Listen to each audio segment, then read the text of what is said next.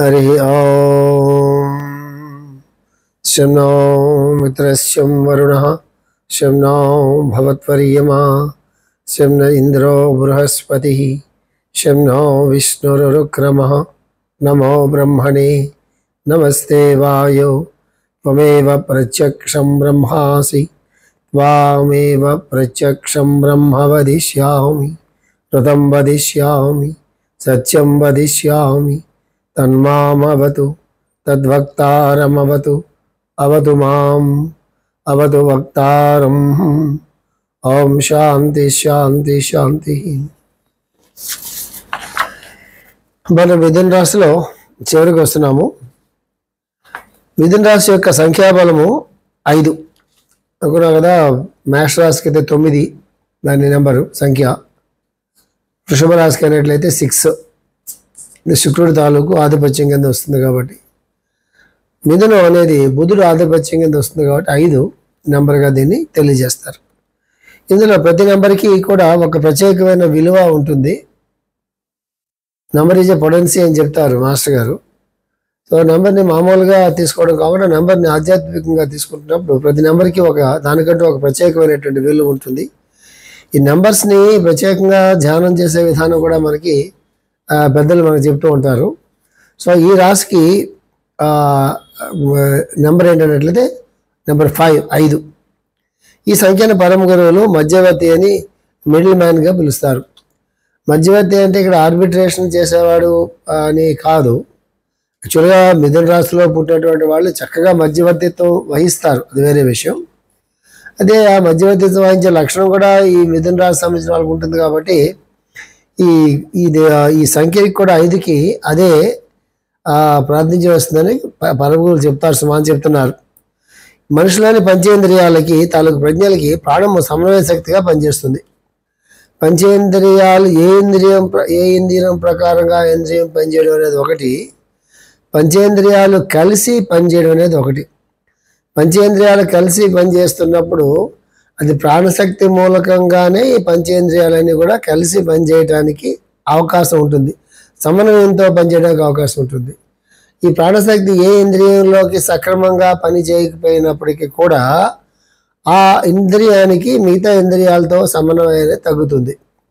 అందుకే మన పంచేంద్రియాలు అన్నీ కూడా సమానంగా పనిచేయడానికి అన్ని చోట్ల పరిపూర్ణమైన ఆరోగ్యవంతుడు తాలూకు జీవితంలో తప్ప సాధారణంగా పంచేంద్రియాలు ఏదో ఒక పంచేంద్రియం అనేది చాలా చక్కగా పనిచేయటం, ఒక ఇంద్రియం అనేది సక్రమంగా పని చేయకపోవడం అనేది మనం చూస్తూనే ఉంటాం. కారణం ఏంటంటే ఆ పంచేంద్రియాలని సమన్వయపరిచేటటువంటి ప్రాణశక్తి ఆ పంచేంద్రియాల్లో సక్రమంగా పని చేయకపోవడం అనేటటువంటిది మనకి తెలుస్తుంది. అందుకే మనకి హఠయోగం అనేటటువంటిది, హఠయోగం అనే పేరు తీసేసినా కూడా కొన్ని అష్టాంగ యోగంలో కూడా ఆసనాలు ప్రాణాయామం ఎందుకు మనకి పెద్దలు చెప్పారు అంటే, ప్రతిరోజు ఆసనాలు వేయటం ద్వారా ప్రాణాయామం చేయటం ద్వారా తర్వాత ధ్యానంతో ఆ ప్రక్రియను ముగించడం ద్వారా ఏమవుతుందన్నట్లయితే ప్రాణశక్తి మన శరీరం అంతా కూడా సక్రమంగా ప్రవహించడం ఒకటే కాకుండా అన్ని అవయవాలు, జ్ఞానేంద్రియాలు కానీ కర్మేంద్రియాలు కానీ అది సక్రమంగా పనిచేయటం, తర్వాత దేని అధీనంలో ఏ ఇంద్రియాల అధీనంలో ఏ పని చేయాలో, మనస్సు అధీనంలో ఇంద్రియాలు ఎట్లా పనిచేయాలో అనేటటువంటి ఒక ఆర్డర్ ఉంటుంది కదా. అది మనం వేసే ఆసనాల మీద, మనం చేసే ప్రాణాయామాల పైన, ప్లస్ మనం చేసే ధ్యానం పైన ఈ 3 ఒక ట్రయాంగిల్ లాంటివి.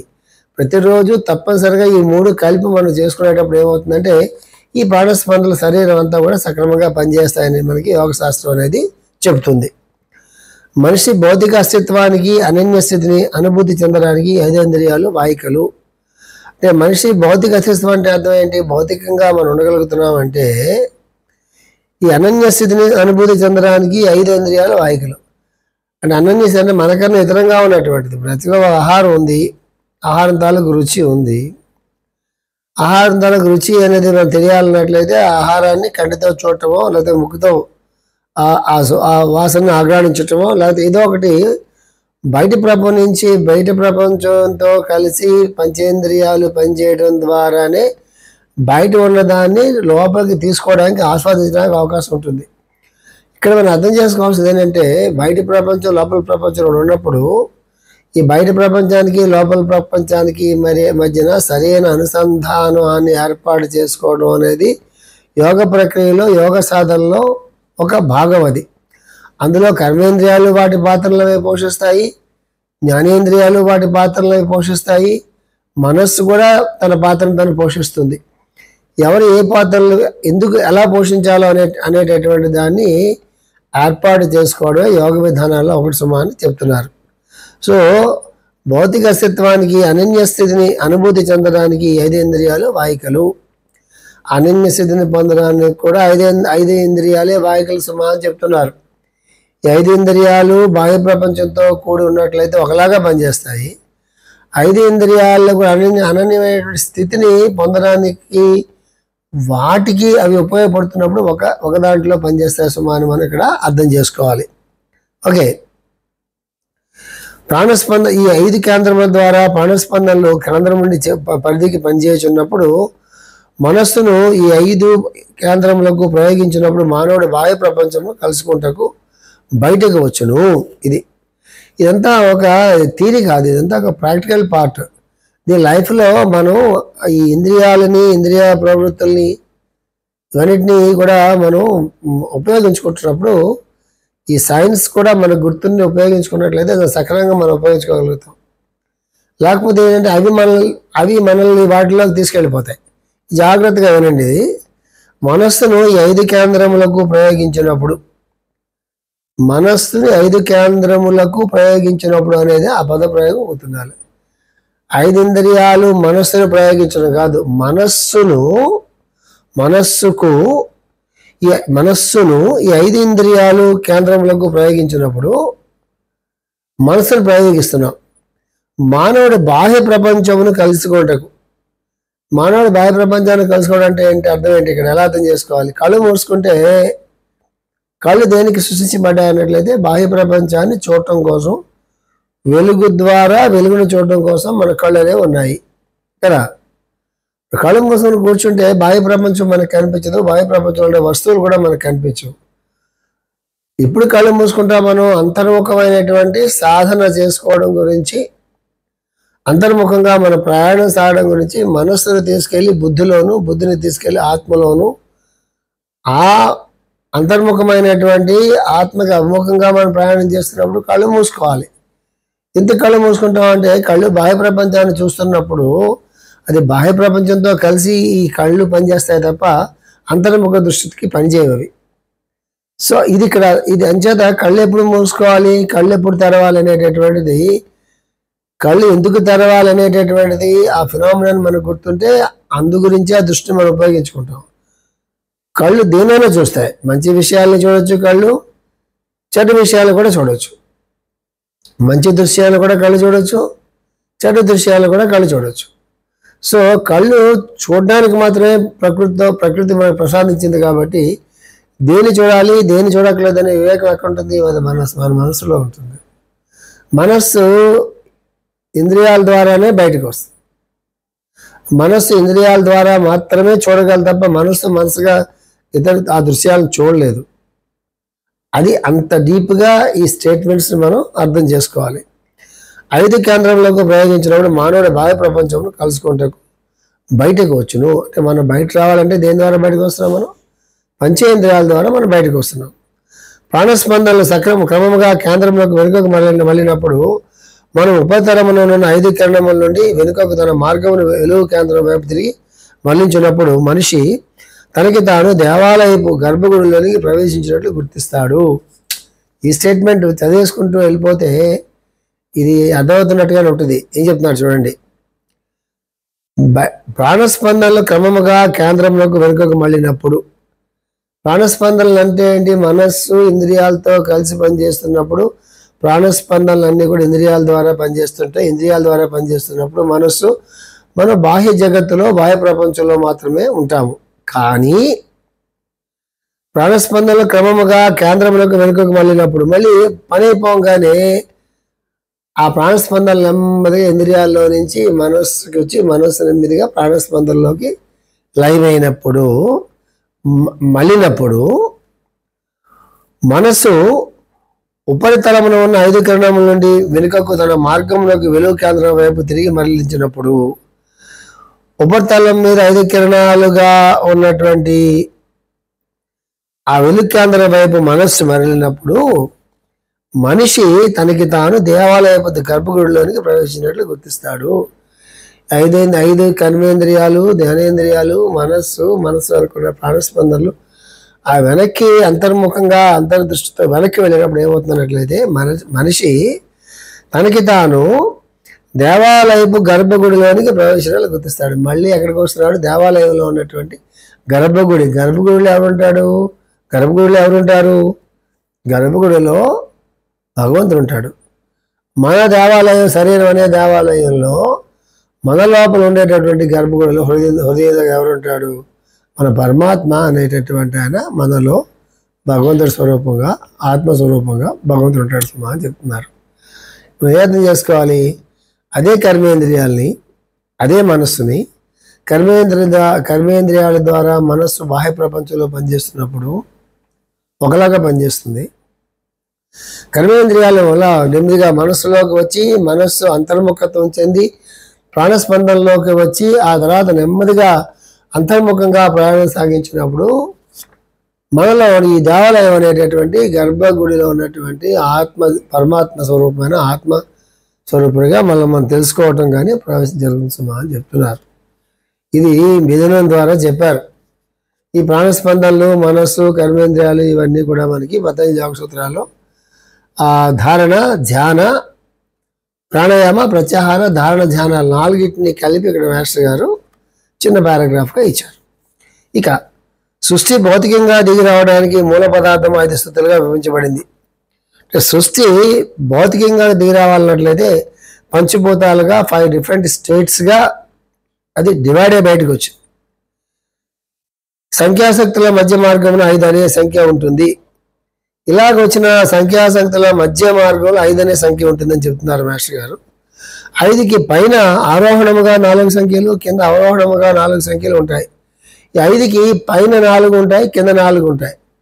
పై 4తో కలిపితే 5 + 4 9 అవుతుంది. కింద 4తో కలిసి 5 + 4 మళ్ళీ 9 అవుతుంది. మధ్యలో ఉంటుంది 5 అని చెప్తున్నారు మాస్టర్ గారు.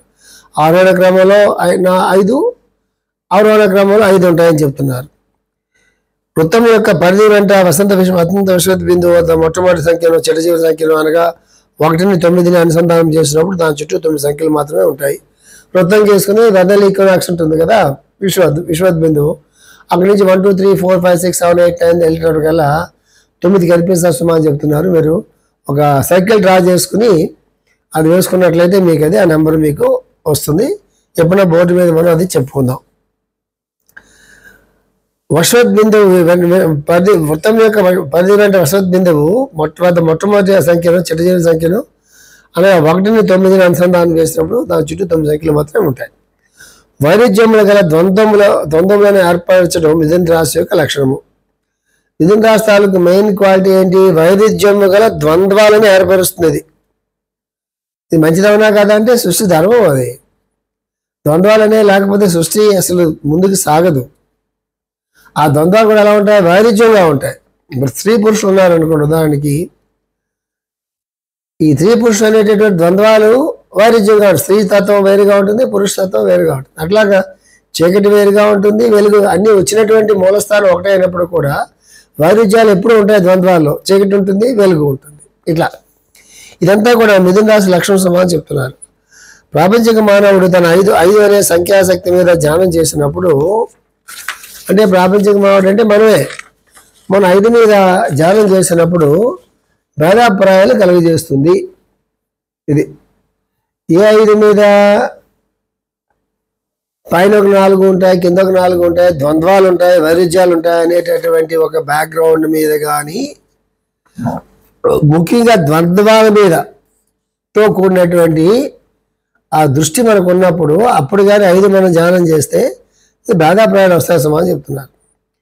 దీనికి విరుద్ధంగా అంటే ఇట్లా కాకుండా బుద్ధిమయ కక్షల్లో ఉన్న ఆధ్యాత్మిక సాధకుడు ఈ సంఖ్య మీద ధ్యానం చేస్తే పైకి ద్వంద్వములుగా ఉన్నట్లు కనిపించే వాటి మధ్య ఏకత్వాన్ని పరిపూర్తం తీసుకురాగా అవి ఒకదానికొకటి పరస్పర పరిపోషకములుగా ఏర్పాటు చేయబడతాయి. అదే ఆధ్యాత్మికలో కానీ యోగంలో కానీ బుద్ధిమయ కక్షల్లో ఉన్నటువంటి ఆధ్యాత్మిక సాధకుడు ఈ సంఖ్యని ధ్యానం చేస్తే పైకి అయితే ద్వంద్వాలుగా కనిపిస్తున్నాయో వాటి మధ్య ఏకత్వాన్ని పరిపూర్ణతను తీసుకురాగా అవి ఒకదానికొకటి పరస్పర పరిపోషకములుగా ఏర్పాటు చేయబడతాయి. ఇది 5 ఏమవుతుంది? కాంప్లిమెంటరీగా అవుతుంది. ద్వంద్వాలుగా ఉన్నటువంటి రెండు కూడా ఒకటిగా సమన్వయపరచబడతాయి. అనేకంగా ఉన్నటువంటివన్నీ కూడా ఒక్కటిగా దర్శనమిస్తాయి. అట్లాగా ఏర్పాటు చేయబడతాయి అని చెప్తున్నారు. 5 అనే సంఖ్యాశక్తిని వాడి అతను ప్రపంచంలోని సమస్యలన్నింటినీ పరిష్కరించడమే కాకుండా 5 అనే సంఖ్యని వాడి ప్రపంచంలో ఉండే సమస్యలన్నీ ఎందుకు వస్తాయి? ఇద్దరి మధ్య ఉండే భేదాభిప్రాయాల వల్ల సమస్యలు వస్తాయి. సరైన అండర్స్టాండింగ్ లేకపోవడం వల్ల సమస్యలు వస్తాయి. అపార్థాల వల్ల సమస్యలు వస్తాయి. రాగద్వేషాల వల్ల సమస్యలు వస్తాయి. అందువల్ల ఉత్తమ ఆధ్యాత్మిక కక్షలో బుద్ధి కక్షలో ఉన్నటువంటి వాడు సాధకుడు ఈ 5 అనే దాన్ని ధ్యానం చేసినందువల్ల ఈ 5 అనే శక్తిని వాడి ప్రపంచంలో ఉండే అన్ని సమస్యలన్నిటికీ పరిష్కరించడమే కాకుండా తన తోటి సోదరులకు సహాయం చేయడం కోసం శాంతియుతంగా వాటికి అతీతంగా దిగుతాడు. సమాజంలోనూ ప్రపంచంలోనే కాకుండా తన తాటి సోదరులకి మధ్య కూడా ఒక రకమైనటువంటి సమన్వయాన్ని ఏర్పరిచి వారికి సహాయపడి శాంతియుతంగా వాటికి అతీతంగా ఎదుగుతాడు అని చెప్తున్నారు. ఇది ప్రాక్టికల్గా ఎవరైనా మిథున రాశిలో మీరు పుట్టకపోయినా నేను మళ్ళా రిపీట్ చేస్తున్నాను, మిథున రాశిలో పుట్టినటువంటి వాళ్ళందరికీ ఈ లక్షణాలు ఉంటాయి అని గ్యారంటీ ఏమీ లేదు. మిథున రాశిలో పుట్టకపోయినా కూడా మిథున రాశి తాలూకు ఉత్తమ కక్షల్లో ఉండే లక్షణాలు చాలా మందిలో పనిచేస్తుంటాయి సుమా అనేది కూడా మనం భౌతికంగా ఎంతో మందిని చూస్తూ ఉంటాము. అందుకే మీరు ఒక నెంబర్ని దాన్ని యాక్టివేట్ చేసుకోవాలి అంటే ముందు ఆ నెంబర్ ఏది మనకి బాగా పనికొస్తుందో మనకు తెలియాలి. కొంతమందికి నెంబర్ 1 అనేది చాలా స్ట్రాంగ్గా పనిచేస్తుంది వాళ్ళ జీవితంలో. కొంతమందికి నెంబర్ 3 అనేది చాలా స్ట్రాంగ్గా పనిచేస్తుంది. కొంతమందికి అలాగే 6, కొంతమందికి అలాగే 5, కొంతమందికి అలాగే 9. ఇవి చాలా స్ట్రాంగ్గా పనిచేస్తూ ఉంటాయి. అది ముందు మనకి తెలియాలి.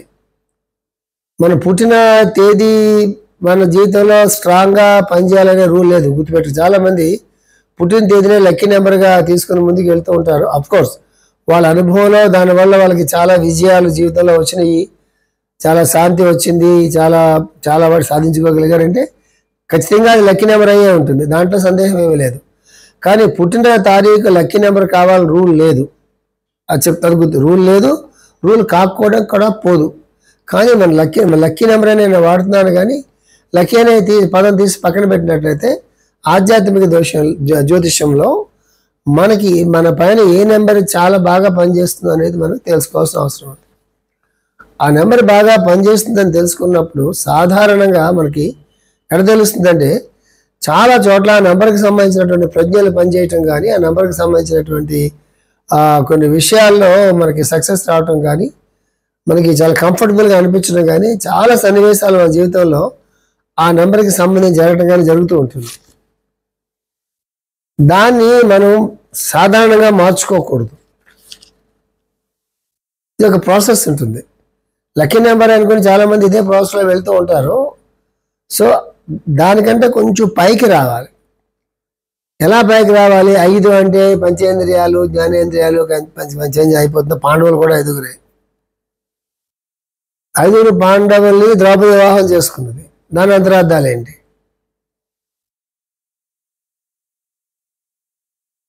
పంచముఖుడు అంటే ఏంటి? పంచాక్షరి అంటే ఏంటి? ఇట్లాగా 5 నెంబరే మనకి స్ట్రాంగ్ నెంబర్ అనుకోండి. ఉదాహరణ చెప్తున్నాను మీకు. పంచాక్షరి అంటే ఏంటి? పంచముఖ రుద్రాక్ష అంటే ఏంటి? పంచాక్షరి మంత్రం అంటే ఏంటి? పంచేంద్రియాలు అంటే ఏంటి? తన్మాత్రలు అంటే ఏంటి? ఇదంతా తెలుసుకుని తన జీవితాన్ని ఆ ప్యాటర్న్లో ముందుకు తీసుకెళ్ళడం కోసం ప్రయత్నం చేయాలి. నెంబర్ 3 మన రూలింగ్ నెంబర్ అనుకుందాం. త్రిమూర్తులు అంటే ఏంటి? 3 శక్తులు అంటే ఏంటి? 3 అమ్మవార్లు అంటే ఏంటి? దత్తాత్రేయుడు అంటే ఏంటి, 3 తలకాయలు అంటే ఏంటి,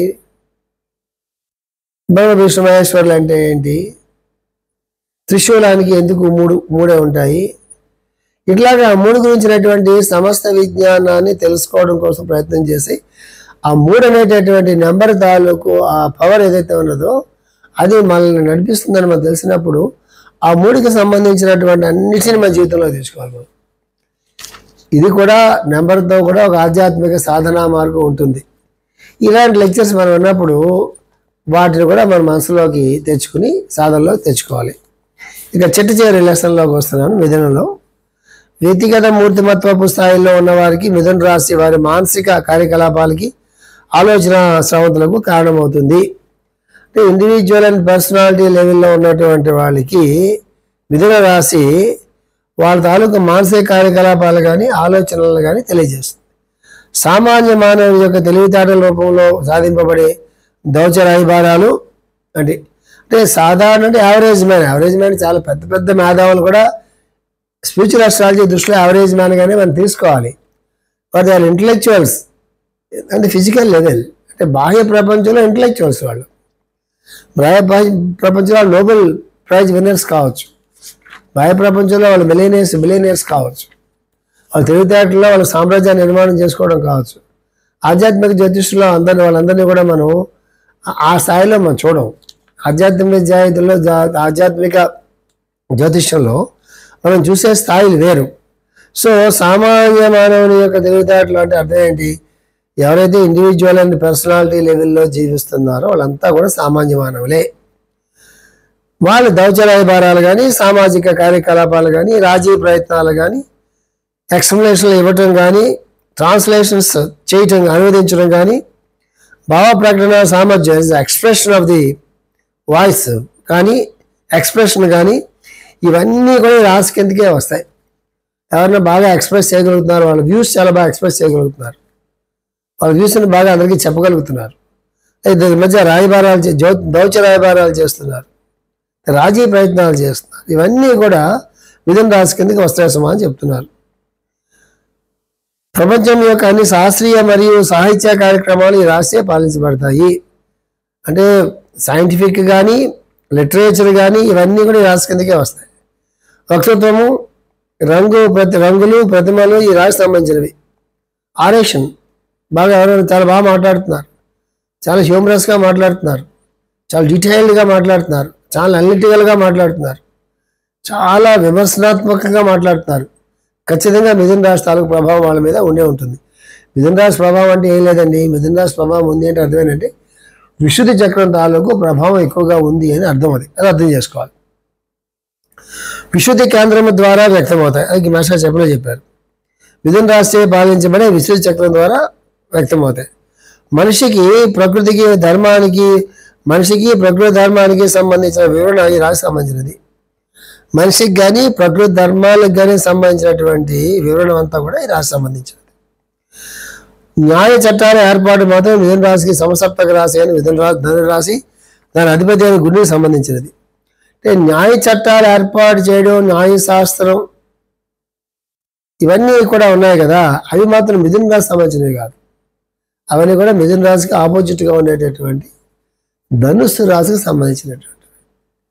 ధనుస్సు రాశికి అధిపతి గురుడు. అంచేత న్యాయాధిపతులు కానీ చట్టాలు కానీ న్యాయము కానీ న్యాయ శాఖలు కానీ ఇవన్నీ కూడా దేని కిందకి వస్తాయి, ధనుస్సు కింద వస్తాయి సుమా అని చెప్తున్నారు. ఎవరికైనా జాతకంలో గురుడు బుధుడు ఇద్దరు కూడా చాలా బలంగా ఉన్నారనుకోండి, వాళ్ళే పెద్ద పెద్ద జడ్జెస్ కానీ ఫేమస్ లాయర్స్ కానీ న్యాయాధిపతులు కానీ న్యాయశాస్త్రం రచించినటువంటి వాళ్ళు కానీ వీళ్ళందరూ కూడా వాళ్ళ జాతకాల్లో బుధుడు అండ్ గురుడు చాలా చాలా బలంగా ఉండాలి. ముఖ్యంగా 5వ ఇంట్లోనో 2వ ఇంట్లోనో, 2వ ఇంటి అంటే వాక్కు, 5వ ఇల్లు అయినట్లయితే వాళ్ళ తాలూకు మేధస్సు, 10వ ఇల్లు అయినట్లయితే వాళ్ళ తాలూకు వృత్తి, ఈ 3 భావాలకి సంబంధించినటువంటి భావాధిపత్యాలు ఈ బుధ గురువులకు ఉన్నప్పటికీ, 6 జాతకంలో బుధ గురువులు బలంగా ఉన్నప్పుడు కూడా ఆ రంగాల్లో చాలా అద్భుతంగా పనిచేస్తారు. ముందు రహస్యహీనమైన 2 స్తంభముల మధ్య నుండి ప్రయాణించినప్పుడు సాధకంలో విశ్వవ్యాపకశీలత్వము చోటు చేసుకుంటుంది. అప్పుడు అతని మేధస్సు స్థానంలో ఇంట్యూషన్ ప్రవేశిస్తుంది. 2 స్తంభాలు అంటే మీరు మిథున రాశి వల్ల మొట్టమొదటి నుంచి వాళ్ళు చదువుకోండి. ఒకల్ కార్డ్స్ ఇలా 2 స్తంభాలు, పై అనే గుర్తు, లేకపోతే సాల్మన్ టెంపుల్ దగ్గర ఉండే 2 స్తంభాలు, ఇవన్నీ కూడా చాలా ఎక్స్ప్లెనేషన్ మాస్టర్ గారు మొట్టమొదటిలో మనకి ఇచ్చారు. ఒకసారి వెనక్కి వాళ్ళు చదువుకోండి. మళ్ళీ నేను రిపీట్ చేసే కన్నా కొంచెం హోంవర్క్ చేయండి, కొంచెం వెనక్కి చదువుకోండి. అట్లాంటి దాంట్లో నుంచి ప్రయాణం చేసినప్పుడు విశ్వవ్యాపక శీలత్వం చోటు చేసుకుంటుంది. అంటే గ్రేట్ ఎక్స్పాన్షన్ వస్తుంది. ఎక్స్పాన్షన్ అంటే అర్థం ఏంటి? ఆధ్యాత్మికంగా మనము, మన పరిధి, మన దేశం లేదా మన రాష్ట్రం, మన బృందం, మన కుటుంబం, ఇది కాకుండా విశ్వవ్యాప్తమైనటువంటి ఒక అవగాహన అనేది పెరుగుతుంది సుమా అని చెప్తున్నారు. ఎందువల్ల? ఇది వాయుతత్వపు రాశి కూడా. మిథున రాశికి బుధుడు ఆధిపత్యం వల్ల వాయుతత్వపు రాశి కావటం వల్ల కూడా. అందుకని మేధస్సు స్థానంలో ఇంట్యూషన్ ప్రవేశిస్తుంది. మేధస్సు అంటే ఇంటలెక్ట్ దగ్గర కొంచెం డిస్క్రిమినేషన్ కావాలి, జడ్జిమెంట్ కావాలి, ఎర్రర్స్ ఉండే అవకాశం ఉంటుంది. ఇంట్యూషన్ అంటే అది స్ఫురిస్తుంది, అది భాషిస్తుంది, అది కావాలి.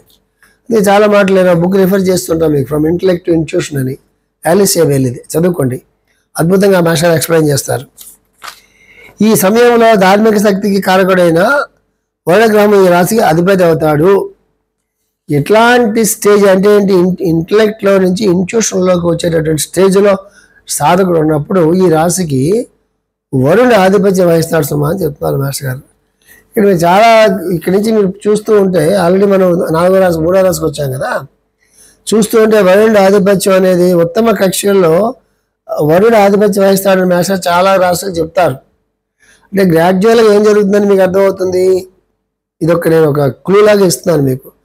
గ్రాడ్యువల్గా వాళ్ళకి ఒరిజినల్గా ఉండే రాష్ట్రాధిపతులు కాకుండా ఉత్తమ స్థాయిలో వరుణుడు ఆధిపత్యం వహిస్తాడని చెప్తున్నారంటే అర్థం ఏంటంటే నెమ్మదిగా మానవ జాతి వరుణగ్రహం తాలూకు ప్రభావంలోకి, కుంభరాశి ప్రభావంలోకి వెళ్తుంది. కాబట్టి వాళ్ళ జాతకాలు వాళ్ళు ఏ రాశిలో పుట్టారో ఆ రాశి అధిపతితో పాటుగా వరుణుడు కూడా ఆధిపత్యం వహిస్తాడు. కొన్ని చోట్ల ఆధిపత్యం వరుణుడికి మారుతుంది సుమారు కూడా మనకు తెలుస్తుంది.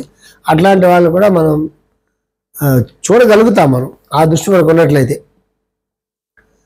ధార్మిక శక్తి కారకుడైన వరుణగ్రహం ఈ రాశికి అధిపతి అవుతాడు. ప్రాపంచికంగా మార్పు కారకుడైన వరుణగ్రహము కుంభరాశిని పరిపాలిస్తాడు. విశుద్ధి కేంద్రం ద్వారా ఉపదేశం పొందిన సాధకుని చైతన్యము విస్తరించే ప్రక్రియలో కుంభరాశి నుండి కోణ దృష్టి ద్వారా వరుణుడు మిథున రాశి ఆధిపత్యాన్ని స్వీకరిస్తాడు. వ్యాపించడం అనే లక్షణం ఎవరిదైనట్లయితే వరుణుడిదండి. ఈ వరుణుడు ఏ రాశి అధిపతి అయినా కుంభరాశి అధిపతి. కుంభరాశికి మిథున రాశికి మధ్య 8 డిగ్రీల దూరం ఉంటుంది, 120 degrees అంటే కోణ దృష్టి ఉంటుంది. మిథున రాశి తాలూకు సాధన ప్రక్రియ ద్వారా, అంటే విశుద్ధి కేంద్రం తాలూకు ఉద్దీపనం ద్వారా, అది మేల్కోవడం ద్వారా, అది మళ్ళీ పనిచేయడం ద్వారా ఏమవుతుందన్నట్లయితే ఈ మిథున రాశి కోణంలో ఉండేటటువంటి ఆ కుంభరాశి తాలూకు అధిపతి అయిన వరుణుడి తాలూకు దృష్టి కూడా మిథున రాశి మీద పడుతుంది, లక్షణం వస్తుంది సుమా అని చెప్పారు. ఇక్కడ మీకు ఒక విషయం గుర్తుపెట్టుకోవాలి. ఏ రాశి గురించి మనం మాట్లాడుకుంటున్నా కూడా ఆ రాశికి కోణంలో ఉండే రాశులు కూడా మనం గుర్తుపెట్టుకోవాలి. మిథున రాశి ఒక కోణంలోనేమో తులారాశి ఉంటుంది, ఇంకో కోణంలోనేమో కుంభరాశి ఉంటుంది. ఈ కోణం అంటే 3 కూడా కలిసి ఒకే తత్వానికి సంబంధించినవి. అంటే ఈ 3 కూడా మీకు వాయుతత్వానికి సంబంధించినవి. సో తులారాశి మీద కుంభరాశి మిథున రాశి ప్రభావం ఉంటుంది, కుంభరాశి మీద మిథున రాశి తులారాశి ప్రభావం ఉంటుంది, మిథున రాశి మీద కుంభరాశి తులారాశి ప్రభావం కూడా ఉంటుంది. ఏ రాశి ప్రభావం ఏ స్థాయిలో ఉంటుంది అనేటటువంటి దీని మీద ఆధారపడి ఉంటుంది అన్నట్లయితే ఆయన తాలూకు ఆధ్యాత్మిక పరిణామ స్థాయి మీద ఆధారపడి ఉంటుంది. అందుకే దీన్ని మనం హారోస్కోప్లో మనం కాల్కులేట్ చేయలేము. అంటే ఈ మూడు గ్రహాలు ఏ గ్రహానికి ఏది ఆధిపత్యం వహిస్తుంది, దాని తర్వాత ఏ రాశి మీద ఏది ఆధిపత్యం వహిస్తుంది, ఆధిపత్యాలు మారినయా అనేటటువంటి ఒక కాల్కులేషన్ చూసారా. ఆ కాల్కులేషన్ ఎట్టి పరిస్థితుల్లో కూడా ప్రిడిక్టివ్ ఆస్ట్రాలజీలో నేటల్ చార్ట్ ఎదురుకుండా పెట్టుకుంటామే, దాన్ని కాల్కులేషన్స్తో మాత్రం మనం దీన్ని చూడలేము. ఇది గుర్తుపెట్టుకోండి. మిథున రాశి దీంతో అయిపోయింది. అద్భుతమైనటువంటి రాశి, ఆ రాశుల్లో కల్లా చాలా ప్రాచీనమైంది అని చెప్తారు మాస్టర్ గారు మిథున రాశి గురించి చెప్తున్నప్పుడు. సో అయిపోయింది. మనం వచ్చే లెసన్ నుంచి కర్కాటక రాశిలోకి మనం ప్రవేశిస్తున్నాము.